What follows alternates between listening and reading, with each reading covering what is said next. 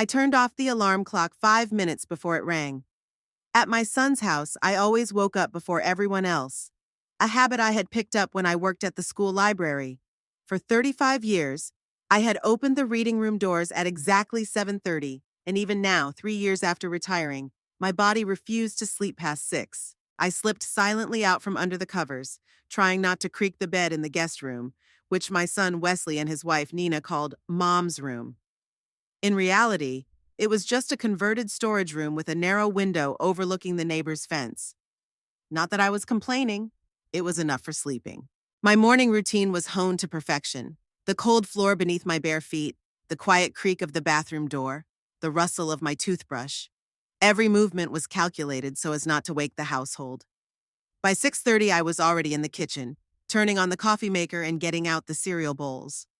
My 10-year-old grandson Milo liked chocolate balls, while my 7-year-old granddaughter Addison preferred oatmeal with honey and berries. Grandma Merle, are you up? Addison's sleepy voice caught me cutting fruit. Good morning, sunshine, I smiled, noting that her unicorn pajamas were getting short in the sleeves. Want to help me with the toast? Addison nodded, climbing onto the chair and stretching like a little kitten. Moments like these made my heart melt. For these children, I was willing to get up at 4 in the morning. Dad said you're taking us to swimming practice today, she said, watching me crack eggs into the frying pan. Of course, I replied, even though Wesley hadn't warned me about this, as usual. Half an hour later, the kitchen was filled with the usual noise. Milo was arguing with his father about his homework. Nina was hurriedly gathering documents into her work bag, and Addison was trying to braid her hair by herself. Merle, don't forget to pick up my blouse from the dry cleaners, Nina said, gulping down her coffee and not looking up from her phone. And check the internet bill. There's some kind of mistake in the charges. Okay, honey, I nodded automatically, handing Wesley another piece of toast. Mom, you're the best. My son brushed my shoulder as he passed by, then immediately turned his attention to a call from work. When everyone was finally gone, Nina and Wesley to their offices, the kids to school, I was left alone in the suddenly empty house. Dishes in the sink, things scattered around, half-eaten breakfast. I started cleaning, habitually sorting things by color and size, as I once did with books on the shelves. Sometimes, in the midst of this bustle, I caught myself feeling strange, as if my life were a movie that someone had paused 3 years ago when my husband Harold died. At the time, it seemed as if the world had stopped, and only the hustle and bustle of my grandchildren gave me the strength to go on. I remembered the day Wesley suggested I stay with them for a while, until I got myself together. Our house with Harold, on the other side of Irvine, suddenly felt too big and empty. I packed a few things, thinking I'd be back in a couple of weeks. But weeks turned into months. At first, I just helped with the kids, picking them up from school while Nina was late at work. Then I started cooking dinner because no one makes lasagna better than you, Mom. Then laundry, ironing, cleaning were added to my responsibilities. And now I've been living in my son's house for 3 years, becoming an indispensable part of their lives. I don't know what we'd do without you, Wesley often said, kissing me on the cheek as I handed him a freshly ironed shirt. I sighed as I dusted the photos on the mantelpiece. There was Milo on his first bike, Addison with a toothless smile holding her kindergarten diploma, Wesley and Nina in front of the Grand Canyon. There were no photos of me among them, even though I had taken most of them. The vacuum cleaner hummed as I thought about the life that was now in the past. About the book club on Wednesdays, the gardening club on Thursdays, the quiet evenings with Harold when we read in armchairs by the fireplace, occasionally exchanging quotes from books. Harold was a history teacher at the same school where I worked as a librarian. We met behind a shelf of biographies of famous people when he was looking for a book about Theodore Roosevelt. When I finished cleaning the downstairs, I went upstairs to the bedrooms. I made the beds, picked up Addison's scattered toys, and found 3 socks and a textbook under Milo's bed. I worked especially carefully in Nina and Wesley's room. My sister-in-law was very particular about cleanliness, although she rarely picked up a rag herself. When the clock struck 2, I went to the dry cleaners to pick up Nina's blouse, then to the grocery store, where they already knew me by name. The usual, Mrs. Pruitt? Smiled Jenny, the cashier, a student at the local college. Yes, just add some strawberries. Addison promised me a good grade in math. On my way back from shopping, I mentally planned dinner. Wesley loved my rosemary roast, and Nina was watching her calories, so I made her a separate dish of baked fish with vegetables. The kids weren't picky, but I knew all their little preferences. Milo pushed his broccoli to the edge of his plate, and Addison didn't like different foods touching each other. At 3:30, I was already standing at the school gate, looking for my grandchildren among the crowd of children. Addison ran out first, waving a drawing with a grade of A on it. "Grandma, look!" She handed me a brightly colored sheet of paper with a picture of a family, a dad, a mom, a brother, a sister, and yes, that was me with gray hair and glasses holding a tray of cookies.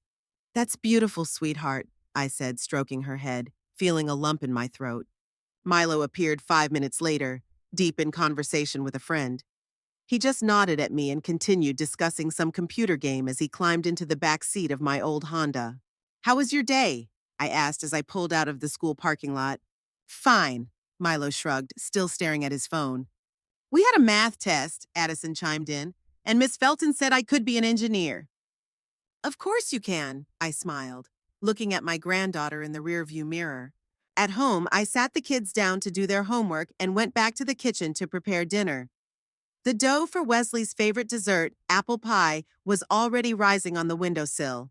I turned on the radio and immersed myself in my usual kitchen choreography: chopping, mixing, seasoning. For once, Nina came home before Wesley. Around 6 in the evening, she looked tired, with dark circles under her eyes. "How was your day?" I asked, stirring the sauce. "Horrible," she sighed, throwing her bag on a chair.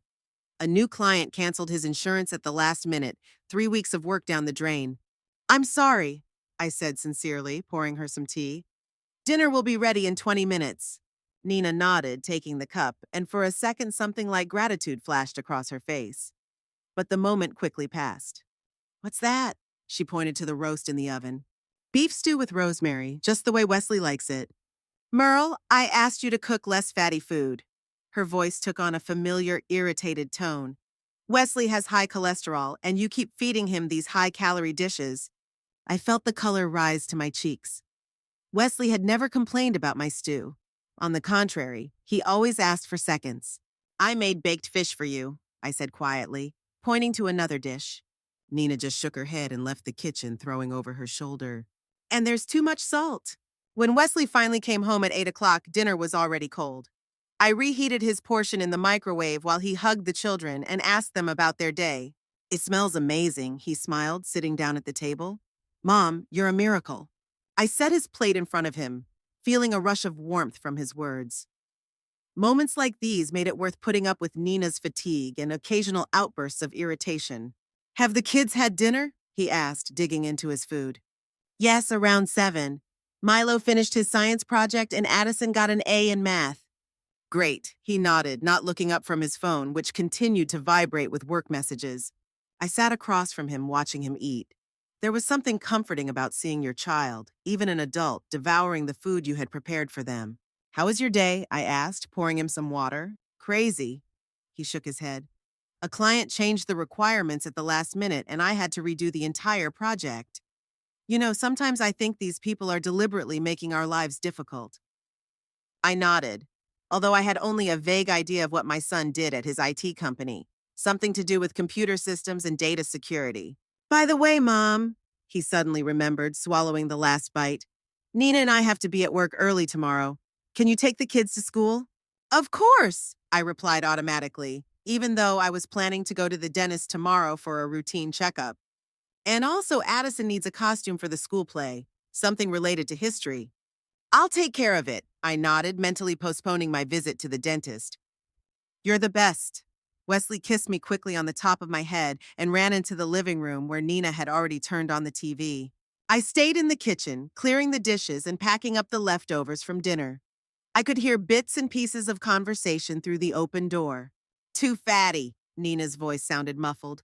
"I told her about your cholesterol." "Come on, I like her cooking," Wesley dismissed her. "By the way, did you pay for the car insurance?" "I thought you'd ask Mom," Nina replied. "She's going to the bank tomorrow anyway." I froze with my plate in my hand. No one had told me about a trip to the bank or insurance, but I wasn't surprised. Such requests had long since become the norm. When I finished cleaning the kitchen, it was almost 10 o'clock in the evening. My legs were aching from exhaustion, and my back was sore. Harold always said that I took on too much and needed to learn to relax. "The books aren't going anywhere, Merle, even if you don't put them away today," he would joke, leading me out of the library after work. I peeked into Addison's room to say goodnight.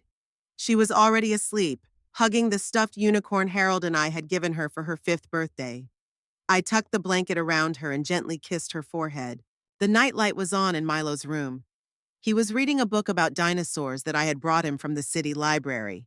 "Time for bed, young man," I said gently, sitting down on the edge of his bed.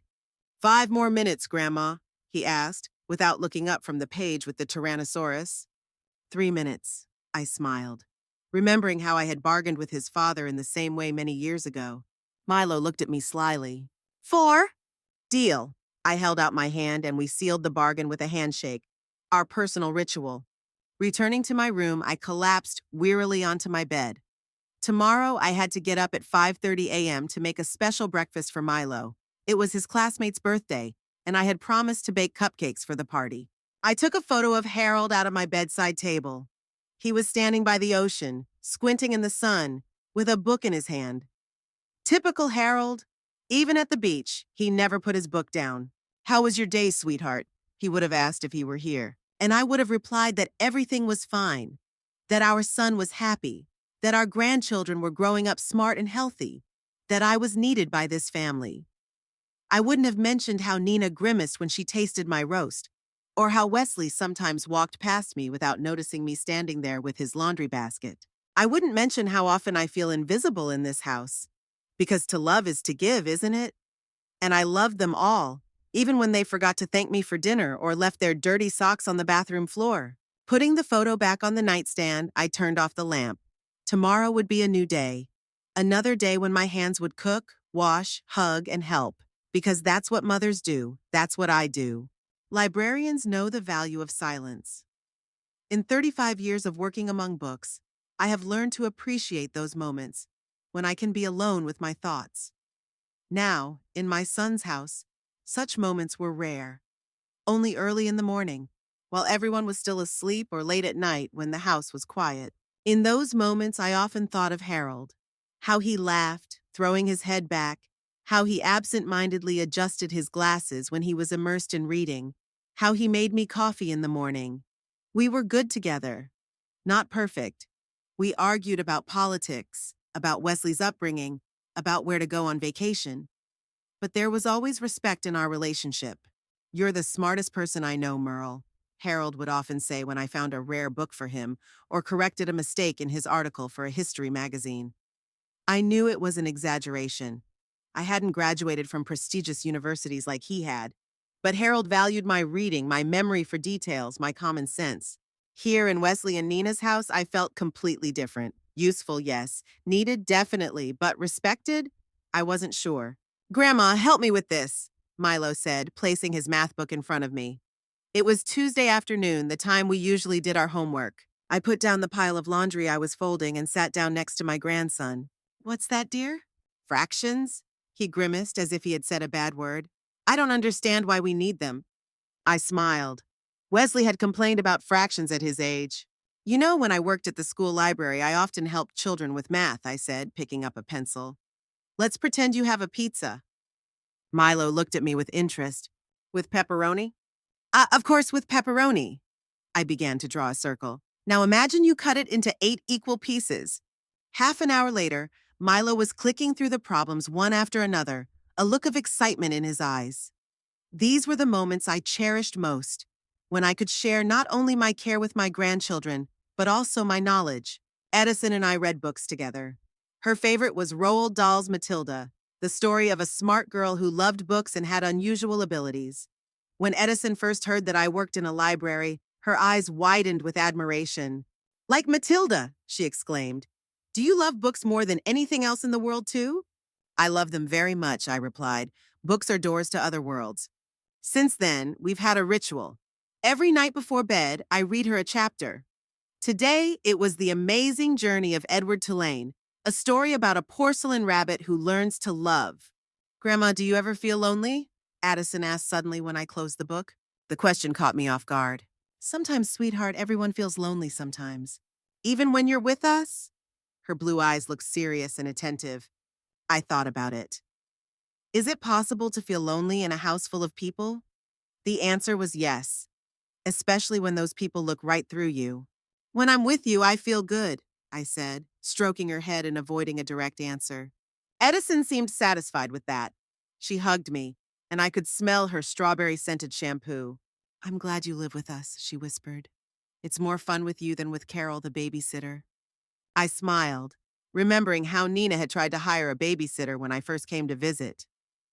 Carol lasted 3 days, unable to cope with Milo's energy and Addison's endless questions. After that, Nina reluctantly admitted that Grandma was better at it. After putting Addison to bed, I went down to the kitchen. Nina was sitting at the table, immersed in her laptop with a cup of herbal tea. Can't sleep? I asked, taking milk out of the refrigerator. Working on a new insurance case, she said without looking up. The client is demanding compensation for damages that are clearly not covered by his policy. I nodded, heating the milk for my traditional evening cocoa. Nina always spoke about her work in a detached manner, as if it were a territory I had no access to. Perhaps she was afraid I wouldn't understand. Or maybe she just didn't want to share with me. Can I help you with anything? I offered, as I always did. Only if you know insurance jargon and legal precedents, she said with a snort. I kept quiet, even though I had a reply on the tip of my tongue. At the library, I worked not only with children but also with legal literature. I helped law students find the documents they needed and knew the basics of insurance law. But Nina never asked me about my work, my experience, or my knowledge. Edison asked me about loneliness today, I said, changing the subject. Nina finally looked up from the screen. What? Why? We were reading a book about a rabbit that got lost. I think it made her think. I hope you didn't say anything stupid to her, Nina frowned. She's very impressionable. I felt a wave of irritation rise inside me. In the 3 years I had lived with my grandchildren, I had gotten to know their personalities well. Addison was indeed sensitive, but she was also smart and thoughtful. She asked questions that adults were often afraid to answer. I just told her that everyone feels lonely sometimes, I replied calmly, and that it's okay. Merle, please don't fill her head with your philosophical musings. Nina slammed her laptop shut. She's 7 years old. She needs simple answers. I took a sip of cocoa, feeling its bitterness on my tongue. Or was it the taste of resentment? Children understand more than we think, I said quietly. Edison asked a serious question. She deserved an honest answer. Nina stood up, gathering her papers. Just, next time, consult me before discussing complicated topics with her. I am her mother, after all. She said it in a tone that made me feel like I was a babysitter who had overstepped my bounds. Not a grandmother who loves her granddaughter. Not a person with her own opinions and experiences. I nodded silently, watching her leave the kitchen. It was always like this. Tension arose out of nothing, out of a simple conversation, out of my attempt to be sincere. The next morning, I found a list on the kitchen counter. In Nina's neat handwriting, she had listed the groceries that needed to be bought, the chores that needed to be done, and an addendum. Please don't give the kids sweets before dinner. It was as if I were a new housekeeper who didn't know the rules of the house. I folded the list and put it in my pocket. Then I took out the eggs for the omelet, turned on the coffee maker, and cut up some fruit. It was a typical morning in a strange house that, for some reason, had never felt like home, even though I had lived there for 3 years. When everyone left, Wesley and Nina went to work, the kids went to school. I started cleaning. In the living room, I found a textbook Milo had left behind. In the bathroom, Addison's hair clips were scattered around, and in Wesley and Nina's bedroom, there were bills that needed to be paid. I methodically tidied up, putting things in their places, creating the illusion of control, at least over the space, if not over my life. Everything was simple in the library. The books were arranged on the shelves according to the Dewey Decimal System. The readers were quiet, and my colleagues respected my opinion. Here, in my son's house, the rules were constantly changing. Yesterday, Nina wanted me to make pasta for dinner, and today she announced that they were all going on a gluten-free diet. In the back of a closet, I found a photo album. Our family, me, Harold, little Wesley, on a picnic by the lake. Wesley receiving his high school diploma, Harold and me on our silver wedding anniversary, a life that was now in the past. I ran my fingers over my husband's face in the photo. What would he say if he saw me now? Harold always protected my boundaries when I forgot about them myself. Merle, you don't have to bake cupcakes for the entire parent committee, he would say. Merle, your sister is taking advantage of your kindness again, he would remark. Now I had to defend my own boundaries. But how do you do that when it comes to your own son, to the grandchildren I loved more than life itself? At 3 o'clock, I picked up the children from school. Milo was unusually quiet. Is something wrong? I asked when we got in the car. He shrugged, looking out the window. Nothing much. Hey, I turned to him. You can tell me anything. I won't get mad. Edison, sitting in the back seat, interjected. He didn't make the school swim team. Addison, Milo exclaimed. What? It's true, she shrugged. I looked at my grandson. I'm so sorry, Milo. I know how much you wanted to make the team. The coach said I wasn't fast enough. His voice trembled. He said to come back next year. I could see how hurt he was. Milo, like his father as a child, took failure hard. You know what we'll do? I suggested. We'll practice together. I could take you to the pool on weekends. By next year, you'll be the fastest swimmer in the school. Milo's face lit up. Really? Can you swim, Grandma? Of course, I smiled, not adding that I hadn't swum in 10 years.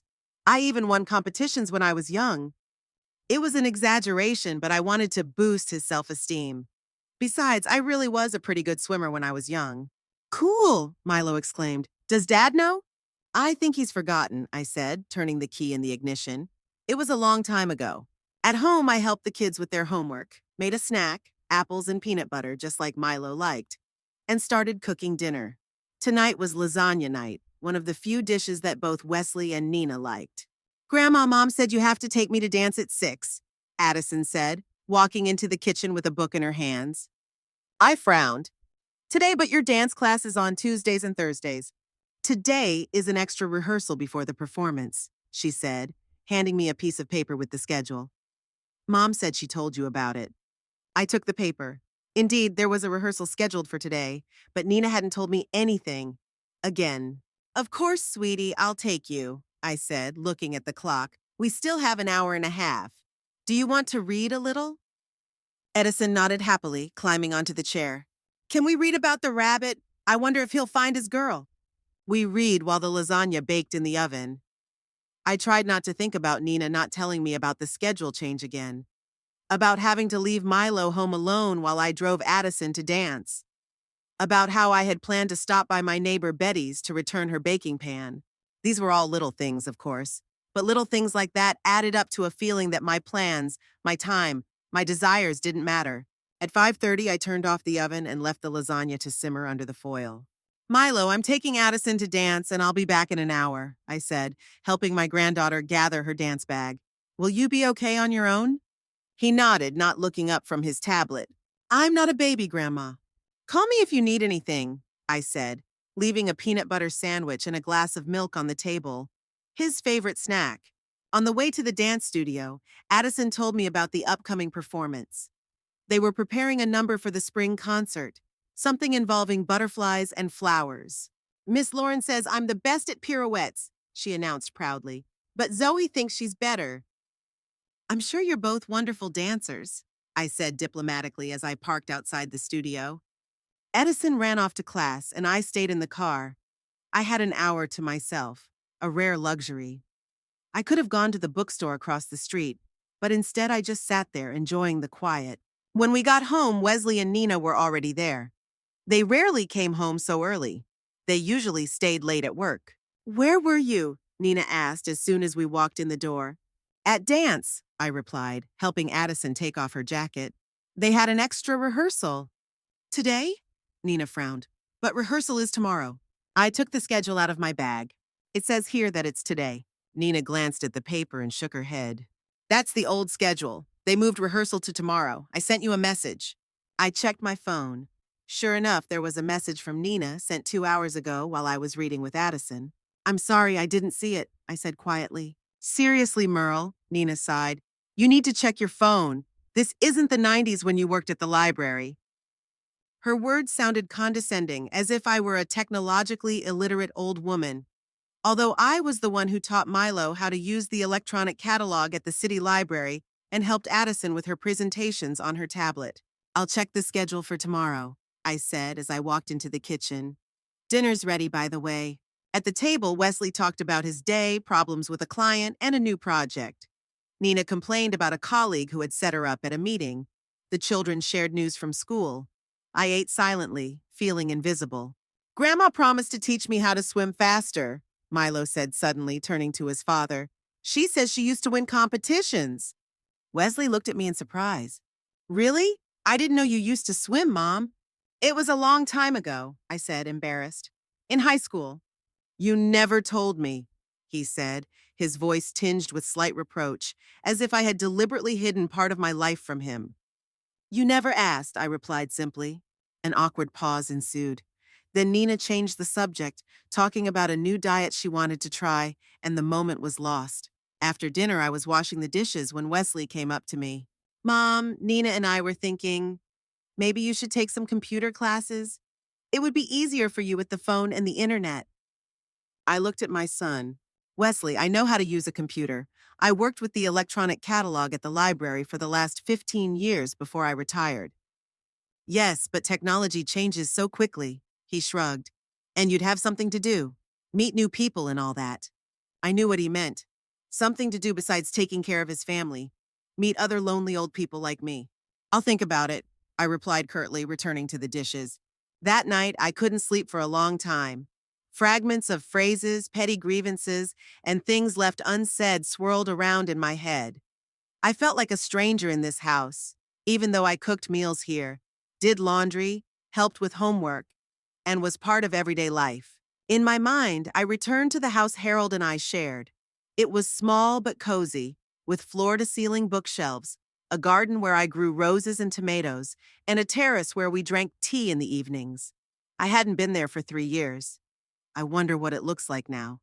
My neighbor Betty was looking after it, but a house without its owners always feels empty, loses its soul. Maybe Wesley is right? Maybe I really should find other things to do, a different social circle? Not get stuck in the role of grandmother and housekeeper rolled into one? I turned on my side, feeling tears welling up in my eyes. No, it wasn't the lack of activities or friends. It was the lack of respect. It was Nina wrinkling her nose when she tasted my roast. It was Wesley's surprise when he found out I had a life before him.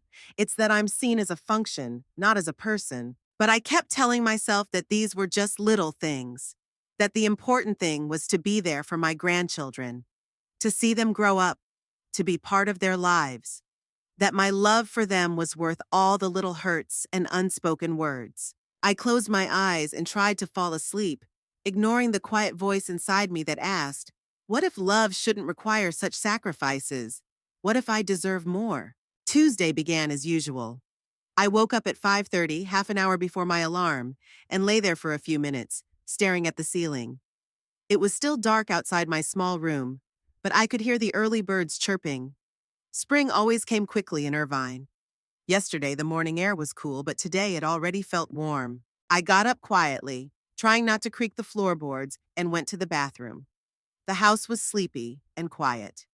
I loved these morning hours the most, the time when I could be alone with myself and my thoughts. After a quick shower, I changed into my house dress and went down to the kitchen. Coffee, toast, eggs for Wesley, cereal for the kids, fruit salad for Nina. My morning always began with taking care of others. Strange, but today that thought made me feel slightly irritated. When was the last time I made breakfast just for myself? When was the last time I woke up naturally, not to the sound of an alarm clock, but because I had slept in? I couldn't remember. Good morning, Grandma. Addison appeared in the kitchen, dragging a stuffed unicorn behind her. I woke up early, just like you. Good morning, sunshine. I smiled, pushing away the gloomy thoughts. Want to help me with the toast? Addison nodded and climbed onto a chair at the kitchen counter. Her blonde hair was tousled from sleep, and there was a pillow mark on her cheek. My heart melted with tenderness. Why do you always get up so early? She asked, watching me cut fruit. It's a habit, I replied. When I worked at the library, I had to get up early to get everything ready for opening. Did you like being a librarian? I thought about it. None of the adults in this house had ever asked me that. I loved it, I replied honestly. I loved books, the quiet of the reading room, and helping people find the information they needed. Like Google? Addison giggled. Kind of, but much better. I winked at her. Google can't tell you about a book the way someone who's read it can. Gradually, the house filled with sounds and movement. Milo came downstairs, sleepy and a little grumpy, as he always was in the morning. Wesley was on the phone before breakfast. Nina rushed to the shower, calling out, Merle, did you remember Addison's costume for the school play? I hadn't forgotten. Last night after dinner, I spent 2 hours sewing sequins onto the tutu Addison was going to wear as the star of the school play. My fingers still remembered the prickling of the needles. Breakfast was the usual flurry. Wesley was rushing to an early meeting, Nina was checking documents, and the kids were fighting over the last piece of peanut butter toast. Dad, are you coming to my play on Friday? Addison asked, tugging at her father's sleeve. Wesley exchanged a quick glance with Nina. Of course, Princess. He kissed his daughter on the top of her head. Mom and I will be in the front row. I noticed Nina shake her head slightly. So they had other plans for Friday. But Wesley chose to lie so as not to upset his daughter. I saw Addison's eyes cloud over.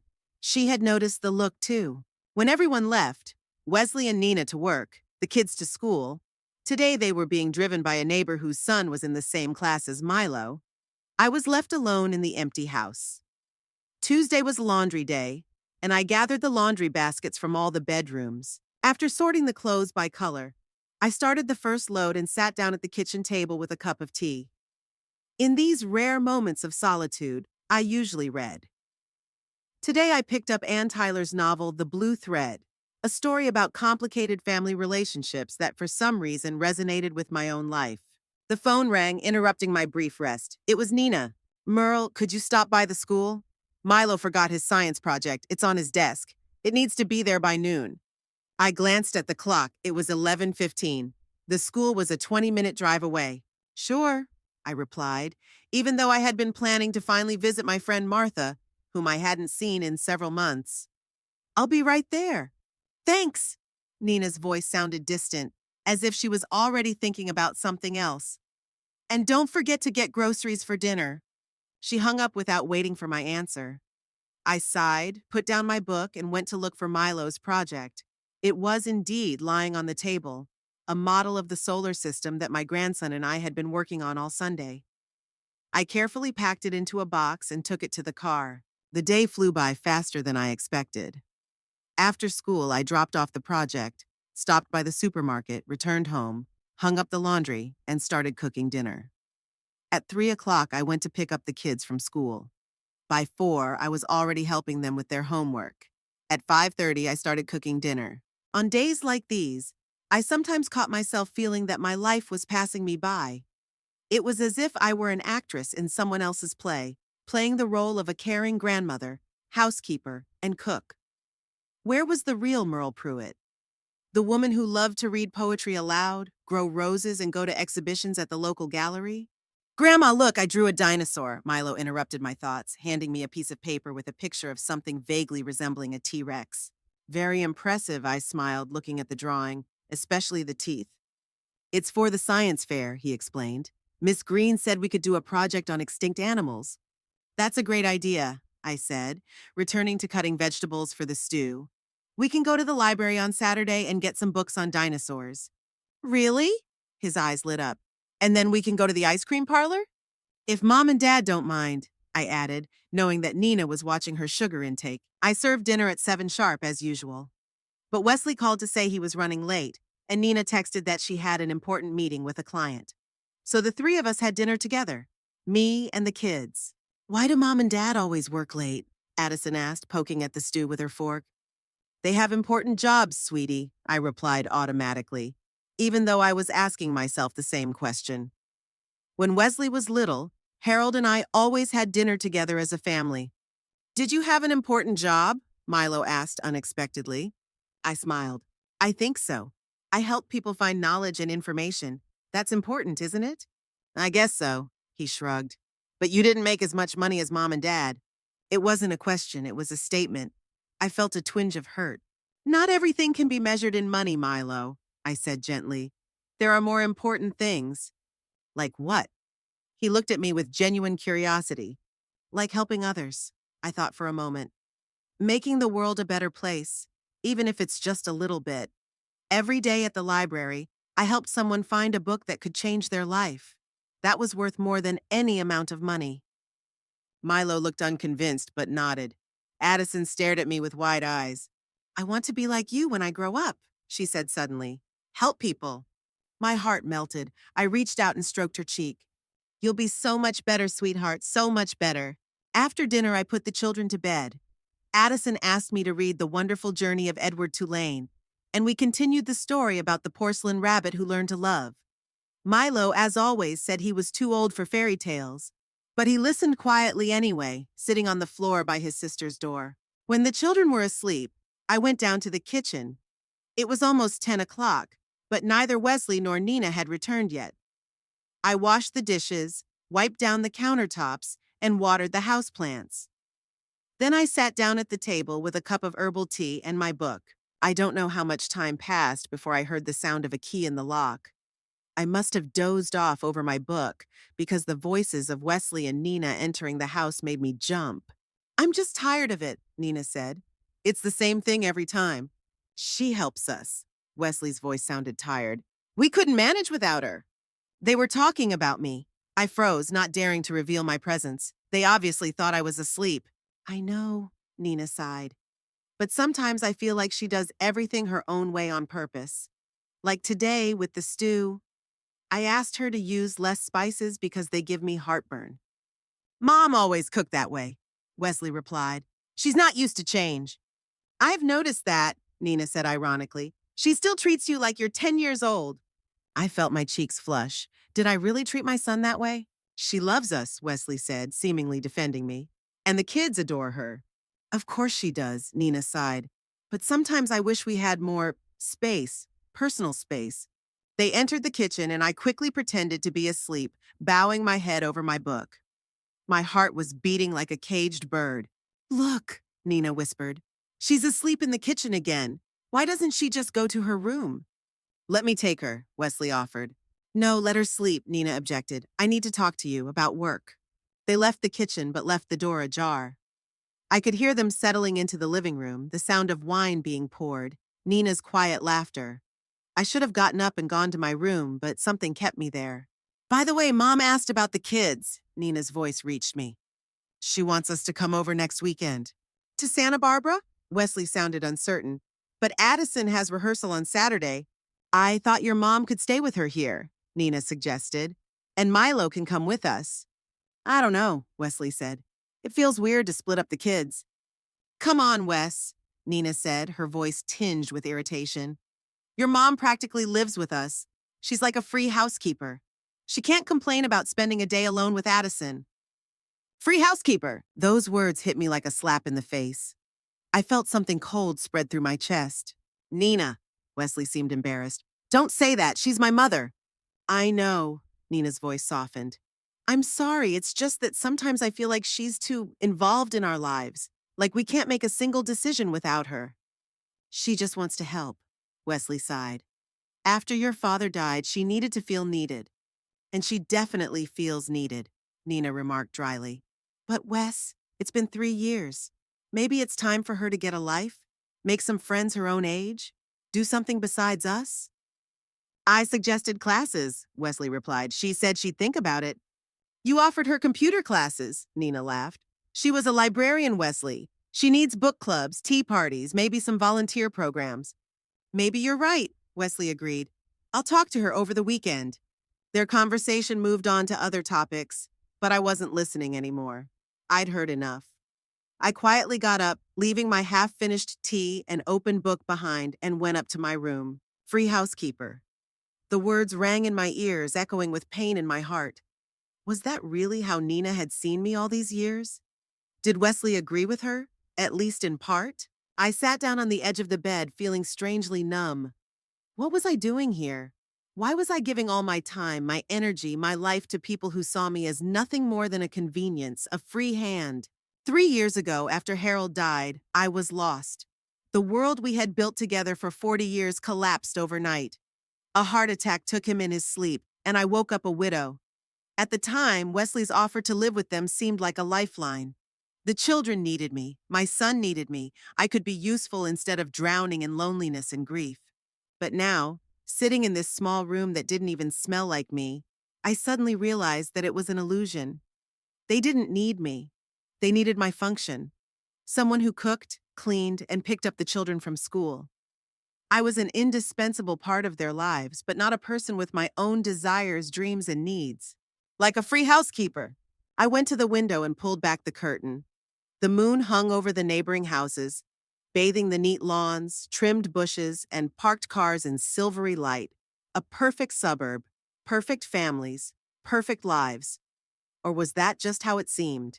I opened the closet and took out a small suitcase, the same one I had brought here 3 years ago, thinking I would stay for a couple of weeks. I neatly folded my clothes, toiletries, and a few books into it. I put Harold's photo in my purse. It always had to be with me. Then I sat down at the small desk and wrote a note. Dear Wesley, Nina, Milo, and Addison, I have decided to return home. The last 3 years have been a gift to me, a chance to be close to you, to see my grandchildren grow up, to help you build your lives. But it is time for me to return to my own life. Don't worry about me, I'll stay in touch, and of course, I'll always be happy to have you visit. With love, Merle. I reread the note several times. It sounded calm, reasonable, without blame. No one should know that the real reason for my departure was the words I had overheard in a moment of anger. No one should feel guilty, especially not the children. I left the note on the kitchen table where Wesley would be sure to see it in the morning when he came in for his coffee. I placed their house keys next to it. It was already past midnight, but I knew I wouldn't be able to sleep in that house. Not tonight. I called a taxi using the app Milo had installed for me, showing me what a tech-savvy grandmother I was. The driver arrived 15 minutes later. He was a young Latino man with a friendly smile. Where to, ma'am? He asked, helping me with my suitcase. I gave him the address, my address, the address of the house where I had lived most of my life, the house I had left 3 years ago, fleeing loneliness. On the way, I looked out the window at the sleeping city of Irvine. Neat houses gave way to shopping malls, parks, and schools.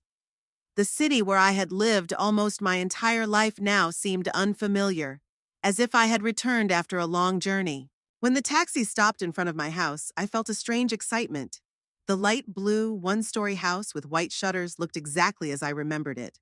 Only the rose bushes by the porch had grown wild. Can I help you with your things? Asked the driver. No, thank you, I'll manage, I said, paying him and adding a generous tip for the night ride. The front door key was still on my key ring. I opened the door and breathed in the smell of the closed room. Dust, a faint scent of lavender. I always put sachets in the closets. And the faint smell of books. Harold and Merle's house. Our house. I turned on the light in the hallway. Everything was just as I had left it 3 years ago. Floor-to-ceiling bookshelves filled with volumes that Harold and I had collected throughout our lives. The old rocking chair where I had fed little Wesley. The photos on the mantelpiece, our wedding, Wesley's graduation, our trip to Europe for our 30th wedding anniversary. There was dust. Lots of it. It covered every surface, giving the place a deserted feel. Betty, my neighbor, sometimes came by to air out the house and water the few plants that had survived without me. But she didn't do any real cleaning, of course. I walked into the bedroom and froze in the doorway. Our bed, covered with an old flower-patterned bedspread. His slippers still standing by the bed, as if he had just left and was about to return. His glasses on the bedside table. I didn't turn on the light. I just sat down on the edge of the bed and let the tears I had been holding back all evening finally fall. I cried for Harold, whom I had lost. For the 3 years I had spent in a house where I was valued only for my usefulness. About the grandchildren I already missed, even though it had only been a few hours. About myself, a woman who was so afraid of loneliness that she forgot her own dignity. When the tears stopped, I got up and opened the window. The cool night air rushed into the room, bringing with it the scents of the garden. Roses, jasmine, lavender. My garden, which, despite its neglect, was still alive, still blooming. I changed into my nightgown, took clean sheets out of the closet, and made the bed. The scent of lavender from the sheets, washed 3 years ago, was still noticeable. I lay down, feeling the mattress take the shape of my body, a familiar sensation that I had almost forgotten. In Wesley and Nina's room, I had a narrow single bed. There was also a wide double bed where Harold and I had slept for 40 years. Now it seemed too big for me alone, but at the same time it felt right. This was my place, my home. Lying in the dark, I thought about what would happen next. Wesley would probably call in the morning, surprised and perhaps concerned. Nina would most likely feel a mixture of relief and guilt. The children would miss me, especially Addison. But I wasn't going to disappear from their lives. I would just be a grandmother who invited her grandchildren over on weekends, baked cookies for them, and read them books. Not a free housekeeper, but a person who was respected and valued for who she was, not for what she did.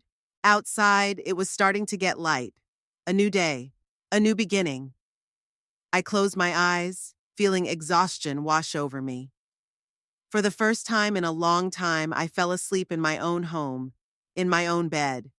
And for the first time in a long time, I felt not only sadness, but also a strange, timid anticipation. What would this new phase of my life bring? What would Merle Pruitt be like when she finally remembered who she really was? With these thoughts, I fell into a deep, peaceful sleep, the sleep of a woman who had finally come home. I woke up to bright sunlight streaming through the window.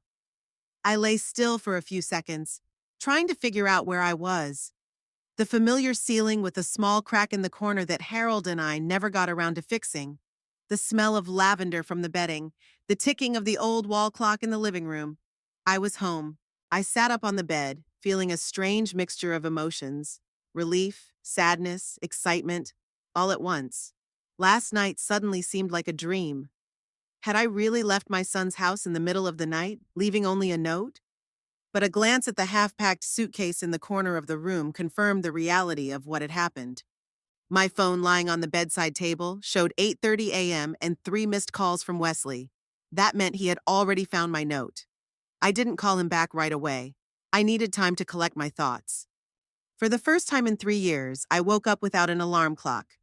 There was no need to rush to the kitchen to make breakfast for the whole family, get the kids ready for school, or plan the day around other people's schedules. This freedom felt both frightening and exhilarating. I got up, threw on an old robe that was still hanging on the bedroom door, and went to the kitchen.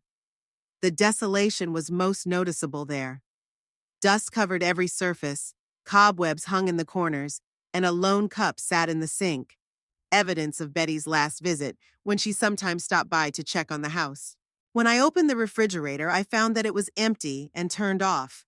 Of course, Betty had taken care of that when it became clear that my temporary absence was going to be prolonged.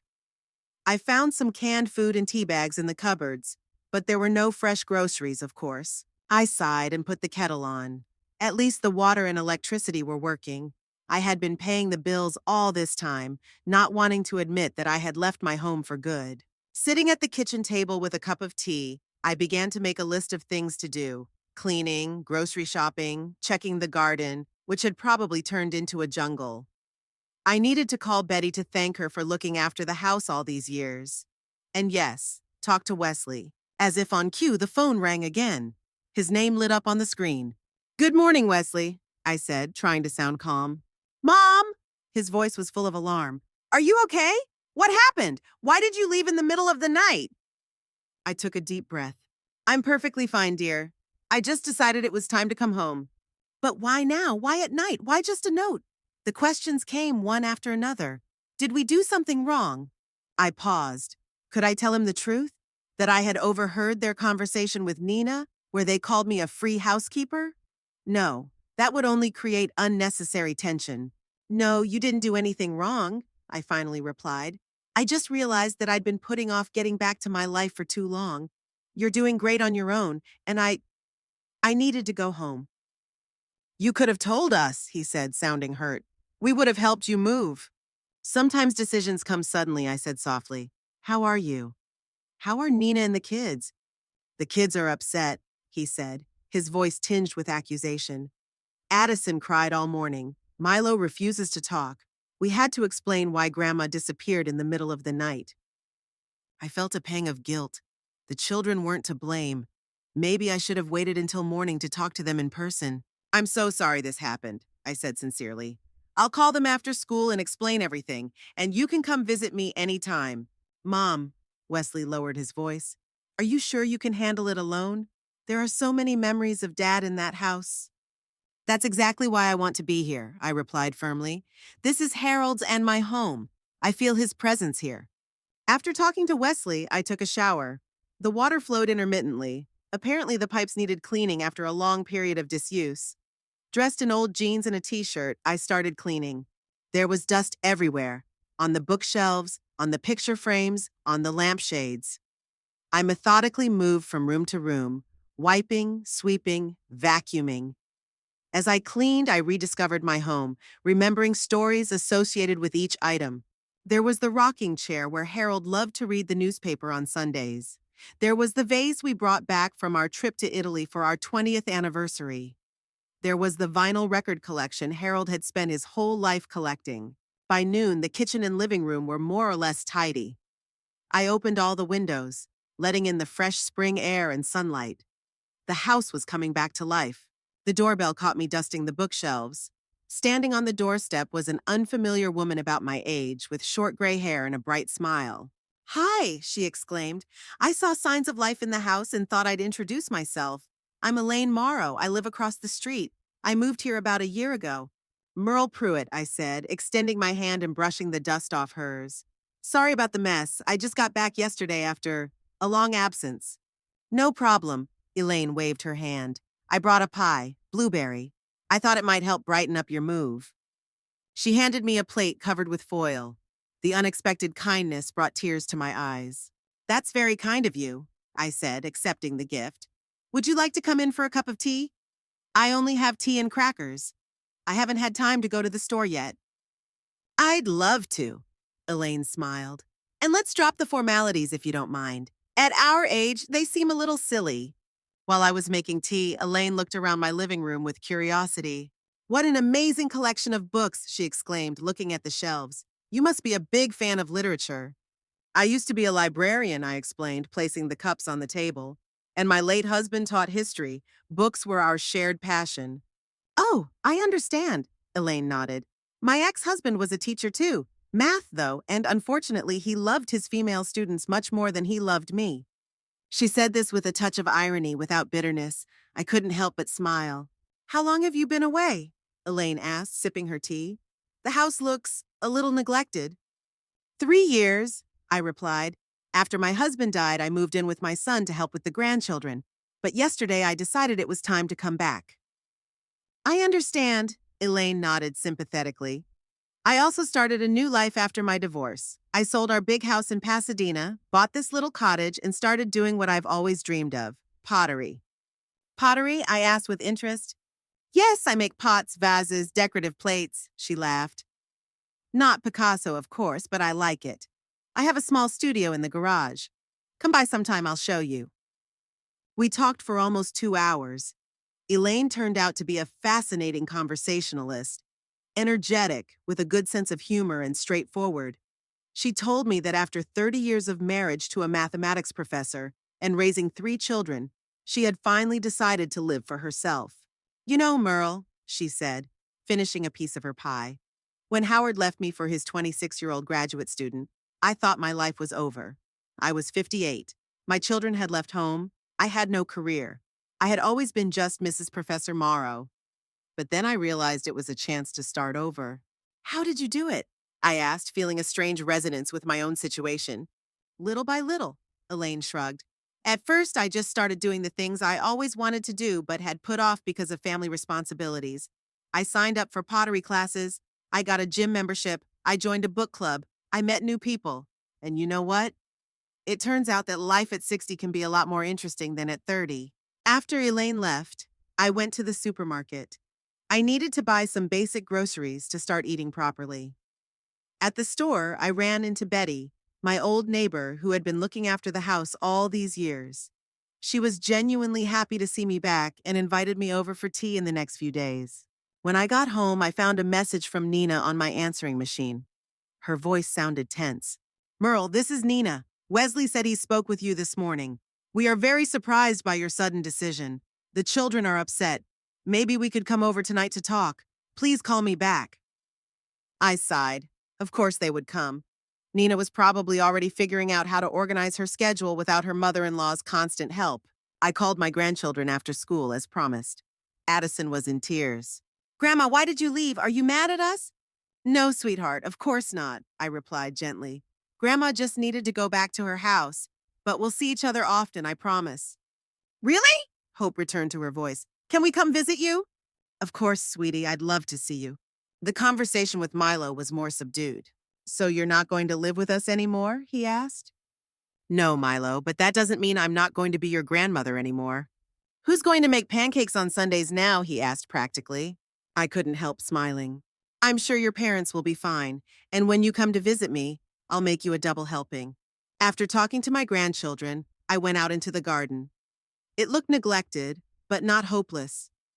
The rose bushes had grown wild, and the lawn had turned into a meadow of wildflowers, but it had its own charm. Harold always said that nature knows best how to grow.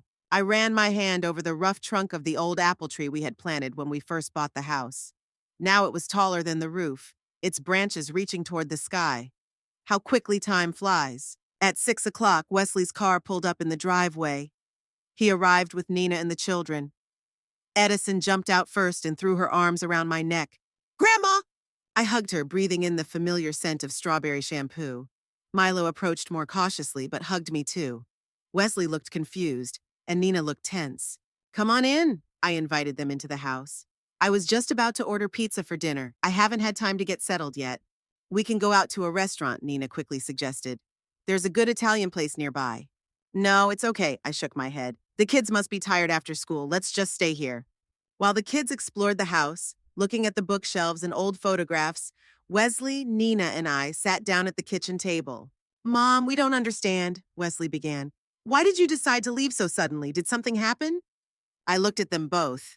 Should I tell them the truth? Or keep pretending that everything was fine? I just realized it was time to move on, I finally replied. 3 years is enough time to recover from a loss. It's time to get back to my life. But you could have told us, Nina frowned.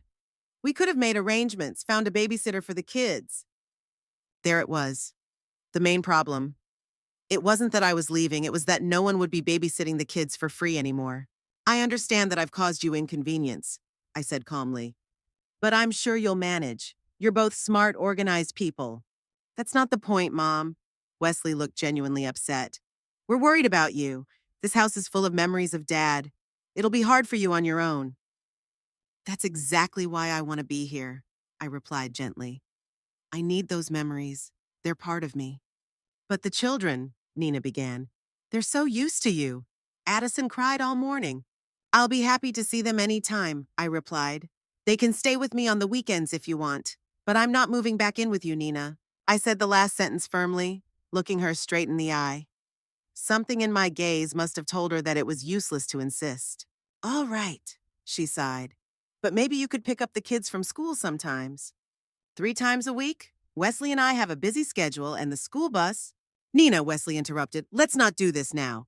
He looked embarrassed, and I realized that he was at least aware of how inappropriate such requests were at that moment. But Nina was persistent. We can pay for gas, of course, she added. And if you need some compensation for your time, I'm a grandmother, not an employee. My voice sounded harsher than I intended. I'd love to spend time with my grandchildren, but not on a schedule and not as a free babysitter. An awkward silence hung in the air. The word free lingered, and I noticed Nina flinch. Perhaps she remembered her own words? Of course, Mom, Wesley said quickly. We're confused. It's all so sudden. After dinner, when Wesley drove his family home, I was left alone. Sitting in my old rocking chair, I thought about the day that had passed, about my grandchildren, who were so genuinely happy to see me, about Nina, who was already trying to come up with a new schedule for my time, about Wesley, confused and a little hurt. I missed the children, it's true. I missed their laughter, our evening readings, the little joys they brought to my life. But I didn't miss feeling used. I didn't miss Nina criticizing my cooking. I didn't miss Wesley forgetting to thank me for washing his shirts. The next day, I woke up with new energy. I continued cleaning, sorting through Harold's old things that had been sitting untouched in the closet for 3 years. I cried when I found his favorite sweater, his glasses, his notebooks. But they were happy tears, part of the healing process. After lunch, Elaine stopped by. "How's it going, new old lady of the house?" she asked with a smile. "Better than I expected," I replied honestly. "Although the family is trying to put everything back the way it was." "Oh, I know that song," Elaine nodded. "My kids were shocked when I refused to babysit my grandchildren 5 days a week. But Mom, you don't have anything else to do." She mimicked their indignant tone. "Exactly," I laughed, feeling relieved that someone understood. "It's as if I don't have a life of my own." "Do you have one?" Elaine asked unexpectedly. "What do you do besides being a grandmother?" The question caught me off guard. What had I been doing for the past 3 years? Cooking, cleaning, helping with homework, driving the kids to their activities. And before that, before Harold died, I loved to read, I said slowly, and gardening. My husband and I had a book club. We went to the theater. So why not go back to that? Elaine waved her hand energetically. There's a great book club in our neighborhood. We meet every 2 weeks. The next meeting is this Friday, and we're discussing the joy of life. Come along. I don't know. I hesitated. I'm not sure I'm ready to meet new people. Nonsense. Elaine waved me off. You're never too old for new friends. By the way, I have an idea. Let's tidy up your garden. I saw your rose bushes. They could be beautiful with a little help. And so, without even realizing it, I agreed to join the book club and do some gardening. Elaine had an amazing ability to inspire people to take action. On Friday evening, Wesley called again. This time he was alone without Nina. "Mom, I wanted to apologize for our last conversation," he began. "Nina was too pushy. We were all just confused by your sudden departure." "It's all right, dear," I replied, surprised by his apology. "How are you all doing?" "Honestly, not great," he admitted. "Nina found a temporary babysitter, but it's not the same. The kids miss you, especially Addison." "I miss them too," I said, feeling a familiar pang of guilt. "Maybe they could come visit me on the weekend?" "Actually," Wesley hesitated. "I was thinking about something else. What if you came over 3 times a week?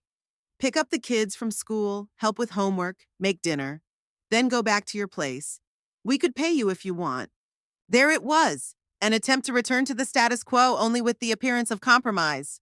"Wesley," I sighed, "I don't want to turn our family relationship into a business. I'd love to spend time with my grandchildren, but not on a schedule and not as a paid babysitter."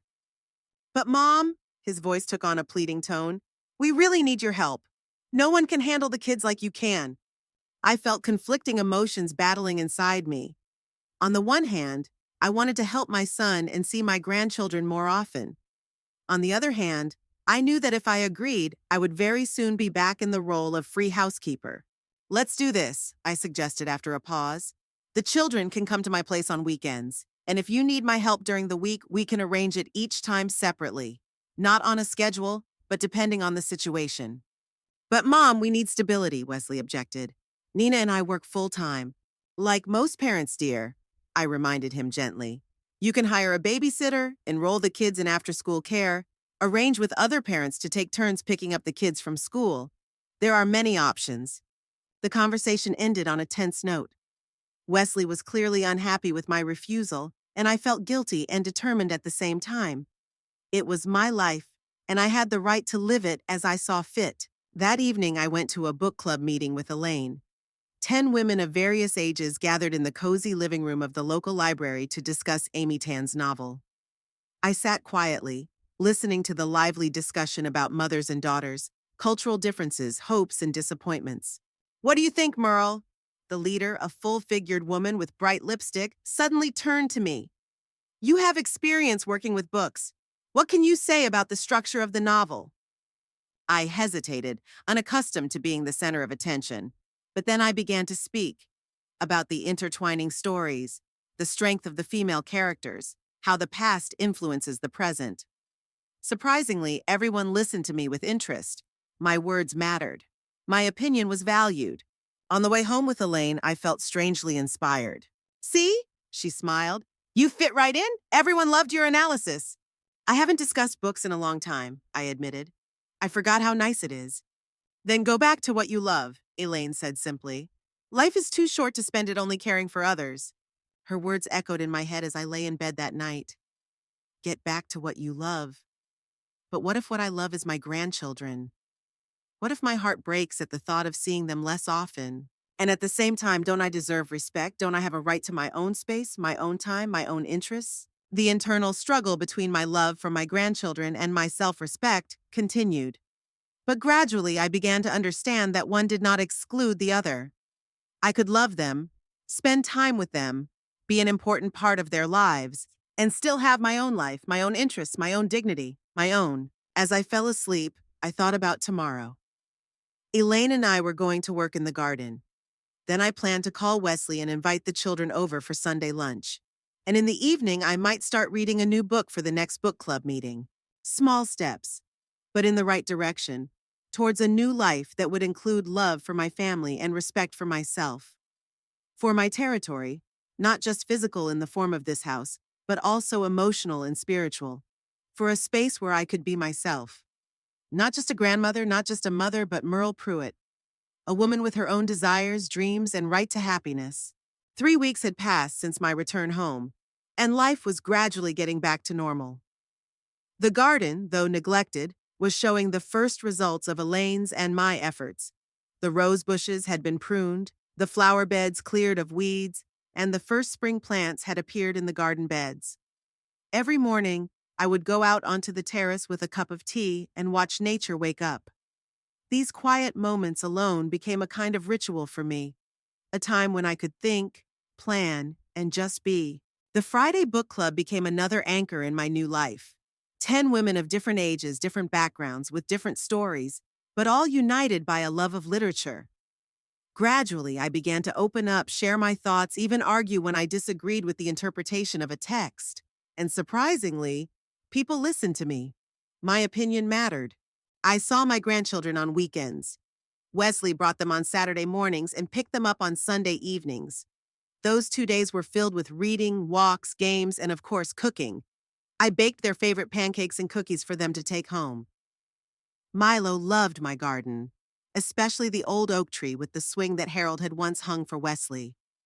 And Addison loved to read in the rocking chair on the patio, surrounded by pillows and a cup of hot cocoa. Things remained tense with Nina. She rarely brought the children over, preferring that Wesley drop them off and pick them up. When we did cross paths, our interactions were polite but cool. I felt that she was still hurt by my runaway and my subsequent refusal to return to our previous schedule of helping out. On Wednesday, around 2 in the afternoon, the phone rang. I had just finished reading a book for my book club and was about to start pruning the rose bushes. Merle Pruitt speaking, I answered, wiping my hands on my apron. Mom? Wesley's voice sounded strangely tense. Can you talk? Of course, dear. Is something wrong? He paused and I heard him take a deep breath. Nina lost her job. Layoffs. Half the department was let go. Oh no, I said, genuinely upset. Despite our complicated relationship, I didn't want Nina to have problems. I'm so sorry. How is she? Not great. Wesley's voice sounded tired. You know Nina, she's always been so focused on her career. This is a big blow. I understand, I nodded, even though he couldn't see me. Is there anything I can do? Another pause. Can we come over to talk tonight? Something in his tone told me that this wasn't going to be an easy conversation. Of course, I replied. I'll make dinner. They arrived around 6 in the evening. Nina looked pale and haggard with dark circles under her eyes. Wesley looked tense and indecisive. The children had stayed with a neighbor, which spoke to the seriousness of the conversation ahead. Come in, I said, opening the door. I made lasagna. Thanks, Mom. Wesley kissed me on the cheek. Nina just nodded. The conversation didn't flow at dinner. We discussed the weather, the children, my garden, everything except the main reason for their visit. Finally, when I served coffee, Wesley cleared his throat. Mom, we need your help. I waited for him to continue, although I already had an idea what he was going to say. Nina is actively looking for a new job, but it will take time, he continued. In the meantime, we need to figure out how to manage the kids and the house. We were thinking, Nina interjected, her voice sounding unusually soft, maybe you could move back in with us? at least until I find a new job. There it was, back to the old routine. I felt resistance rising inside me. What about the nanny you hired? I asked, trying to keep my voice neutral. We can't afford her 5 days a week, Wesley admitted. Not now that we've lost Nina's income. I understand, I nodded slowly. It's a really difficult situation. So will you help? Wesley asked hopefully. I looked at them both. They looked tired, confused, in real need of help. But part of me remembered the feeling of invisibility, of not being acknowledged, that I had felt living in their house. I remembered Nina's words about a free housekeeper. I'll help, I finally said, but not like before. What do you mean? Wesley frowned. I'm not coming back to live with you, I said firmly. This is my home and I'm staying here, but I can come over 3 days a week, say Monday, Wednesday, and Friday. I'll pick up the kids from school, help with homework, and make dinner. Then I'll go back to my place. Nina and Wesley exchanged glances. But that doesn't solve the morning problem, Nina pointed out. Who's going to make breakfast for the kids and get them ready for school? You are, I replied simply. You're their parents. Wesley can start work a little later, and you're free for now. It's only temporary, so you can put up with a few inconveniences. But I need to actively look for work, Nina objected. Go to interviews, update my resume, talk to recruiters. You can do all that after the kids are at school, I pointed out. Or in the evenings when Wesley is home. Nina was clearly unhappy, but she didn't say anything. Wesley looked thoughtful. What about the weekends? He asked. We thought that if you lived with us, you could sometimes look after the kids on Saturdays when we're busy. Weekends are my time, I said firmly. The kids can come over like they do now, but I'm not going to be a babysitter on call. Mom, Wesley said, a hint of irritation in his voice. You do understand that we're in a difficult situation, don't you? We're asking for help.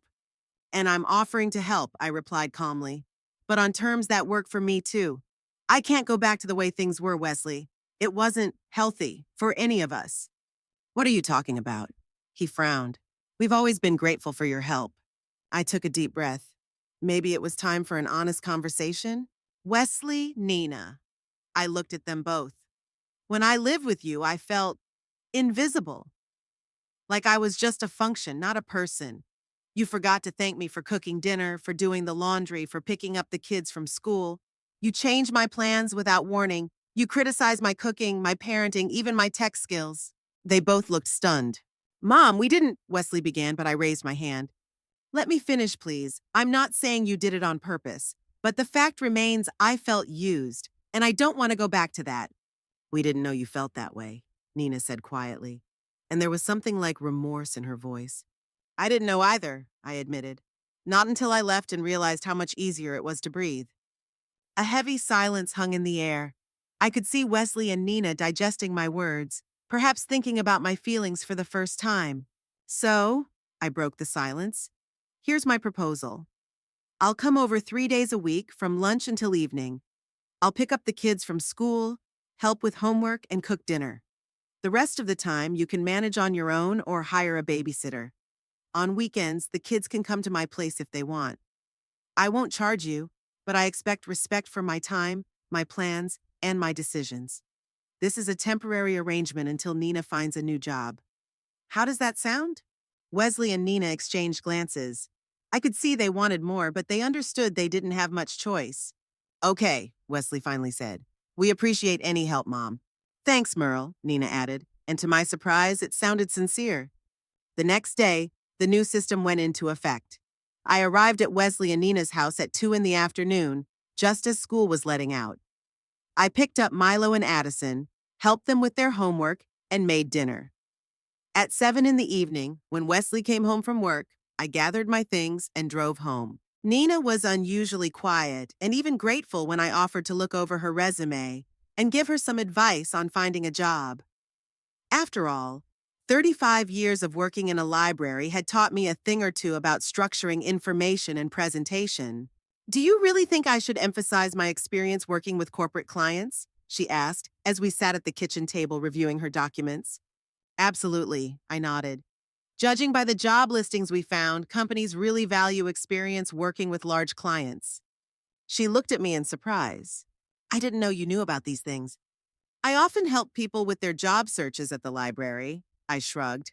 I help them write resumes and find information about potential employers. It was part of my job. You never told me, she remarked. You never asked, I replied simply. Nina looked at me thoughtfully, as if she were seeing not just the grandmother of her children for the first time, but a person with her own experience, knowledge, and history. After a week of this new routine, I noticed a change in the dynamics of our relationship. Wesley started letting me know in advance if he was going to be late from work. Nina began thanking me for making dinner. Even if it didn't always suit her dietary preferences, the children were just happy that I was back in their lives on a regular basis. Grandma, I missed your stories, Addison confessed as we sat in her room reading another chapter of The Amazing Journey of Edward Tulane. And I missed you, sweetheart, I replied, hugging her. Then why don't you want to live with us again? She asked with childlike directness. I wondered how to explain complicated adult relationships to a 7-year-old. You know, Addison, I finally said, sometimes people need their own space, a place where they can be themselves. For me, that's my home. But that doesn't mean I love you any less. It just means that when I come to visit you, I can give you all my attention, all my love. Isn't that better? She thought about it, then nodded. Like in the book about the rabbit, he had to find his place too to understand how much he loved Abilene. I smiled, amazed at the wisdom of this little creature. That's right, sweetheart. That's exactly right. In the third week of our new arrangement, Nina received an invitation to an interview at a large insurance company. She was excited and nervous. Do you think this suit will be appropriate? She asked, showing me a strict, dark blue suit. Perfect, I nodded. Professional, but not too strict.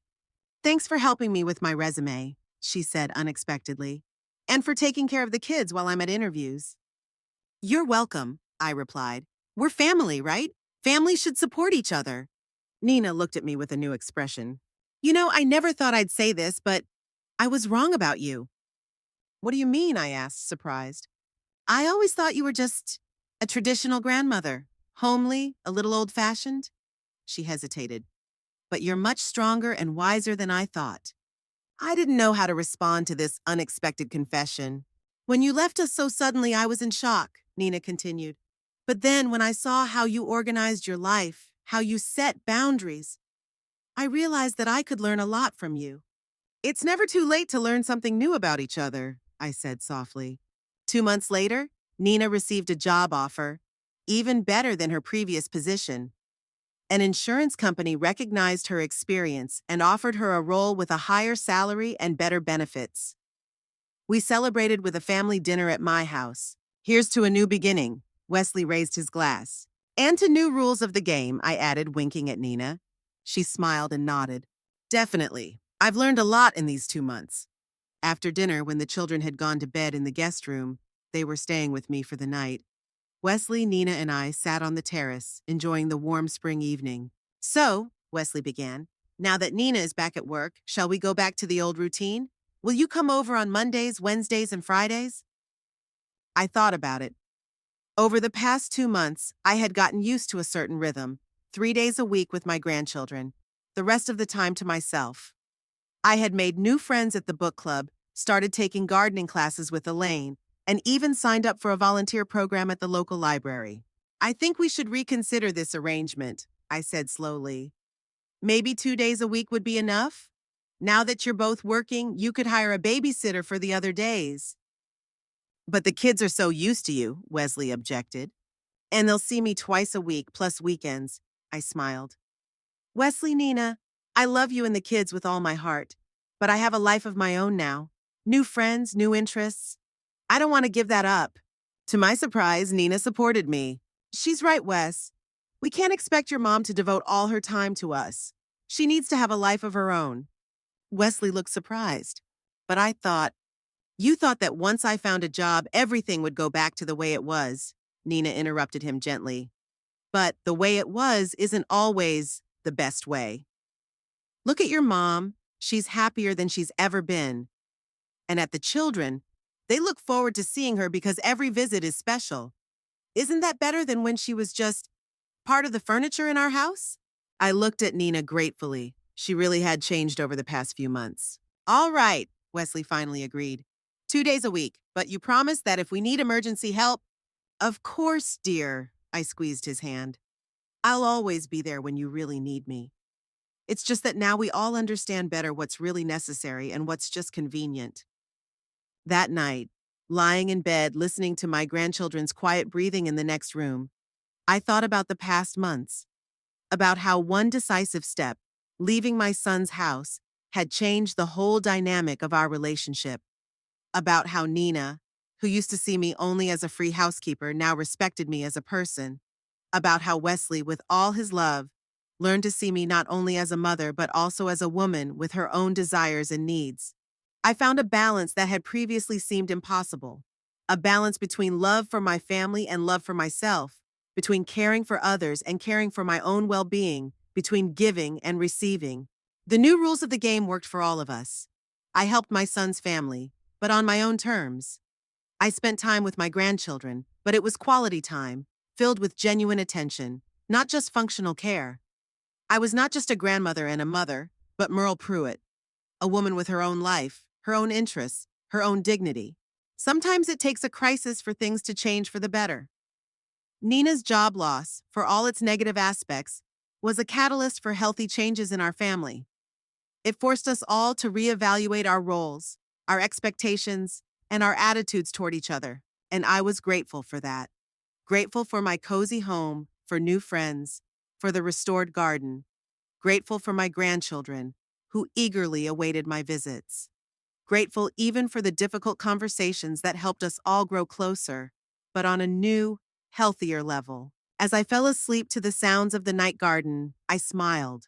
A new day, a new life lay ahead of me.